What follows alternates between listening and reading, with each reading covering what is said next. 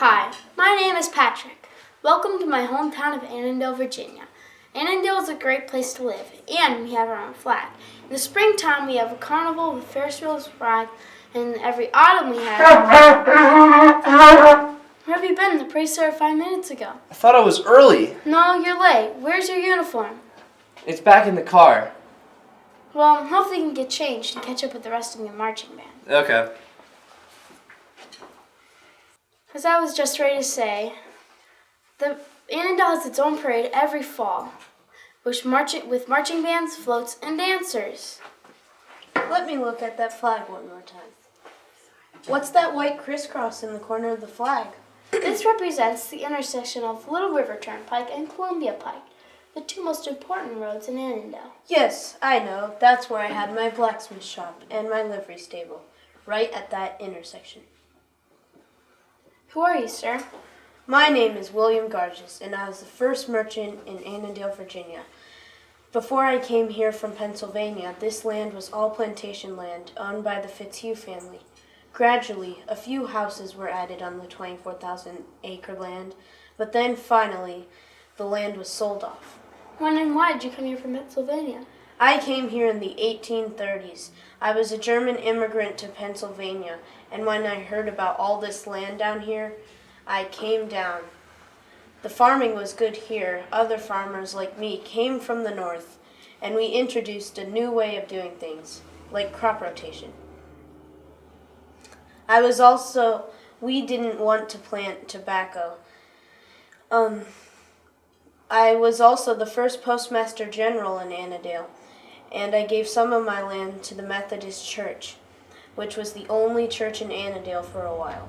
Well, I have to go. My horses need feeding. Little River Turnpike was the earliest private turnpike in Virginia, 1796. In 1806, the 34-mile road that connected Alexandria to Aldie, the company that owned it placed toll booths at 5-mile intervals along the road. It became a free road in 1896. In 1808, a new road was added. That was Columbia Pike. Annandale was a farm community still, and that Methodist church that William Garges gave property to was growing. Well, there's not much to say about Annandale. There's not much written about it. Excuse me, sir. There's a lot to know about Annandale, even if there's not a lot written about it. Who are you, and what do you have to say? I'm Martha Garges. You talked about the toll booths at Little River Turnpike? Yes? Well, a log booth was there on the 23rd of May in 1861. That's where the people of Annandale came to cast their votes on secession. 33 votes were cast. 29 voted for secession. My husband, John, didn't. He had to flee Annandale in fear of his life. He hid out in Washington, D.C. the entire war. Annandale was always being overrun by troops. On the way to the First Battle of Manassas, Union troops filled the streets here. And of course, when they lost the battle, they came back through here again.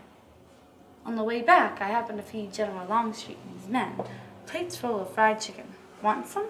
Of course. It tastes good. Well, I am known for making some mighty good fried chicken. So Annandale suffered a lot during the Civil War. You don't know the half of it. James Purdy, come over here and tell us some more. Well, I voted against secession too, and both Confederates and Yankees were always giving me problems. But I think the Union Army must have stayed the entire war on my property. And that Methodist church, they really got hit hard. What happened to the Methodist church? Well, Union soldiers occupied the town and used the church as a hospital until 1863. What happened in 1863? In 1863, the Union Army was going to leave Annandale, and they didn't want the Confederates to take the town or the church. So Union Officer Wakefield was given orders for everyone to evacuate the church and go home. Let's bow our heads and ask God's blessing. Sorry to interrupt the service, sir. Why is it, sir? My name is Sergeant Wakefield, and I have an order to burn the church down. Everyone, please stand up and go to their homes. What happened in the town and the church after that? Well, the church continued to meet in someone's house after it was burned down. And when the Confederate soldiers came home, the town was in pretty bad shape. But here's the real amazing story. The same man who was given orders to burn the church down came back to help rebuild it. I just think it was a guilty conscience, that's all. Well, even so, he didn't have to do all that. He got married to an Annandale woman, stayed here, and raised a family.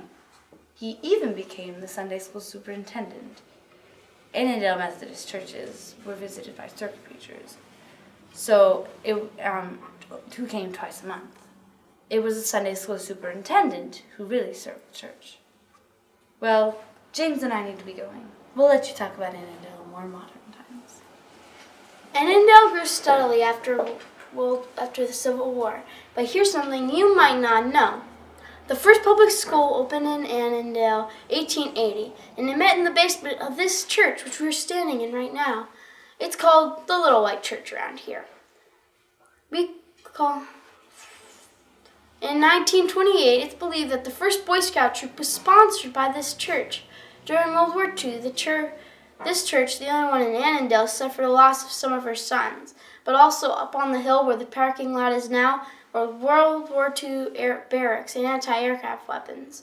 These soldiers were not only protecting the church, but a lot of this area.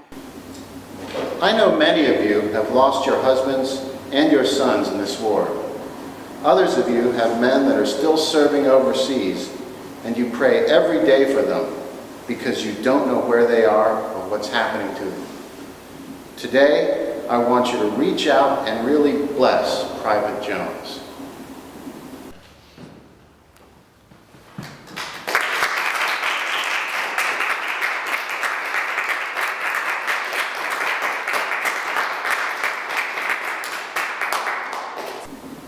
Private Jones and other servicemen are stationed in a barracks up on the hill, and they are here with anti-aircraft guns to protect all of us. I know you can't be with the men you love right now, but maybe some of you can take food up to the barracks and show their appreciation. Your sons and your husbands would thank you for it. Annandale grew steadily after World War II. In 1946, Annandale United Methodist built their new church up on the hill. South Shoe Repair opened in 1950s and is still operating today. Annandale High School opened its doors in 1956 and is still growing. Annandale over the years has reflected the diversity of our whole entire country. Annandale is home to Hispanic, Korean, white, Arabic, and African American families. I'm proud of my hometown. We've got lots of history and a big future. I hope you come to visit us sometime.